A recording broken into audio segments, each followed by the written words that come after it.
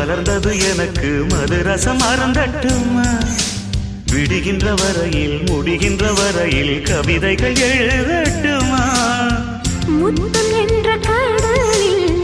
முத்து குளிப்போமா அழகு அழகு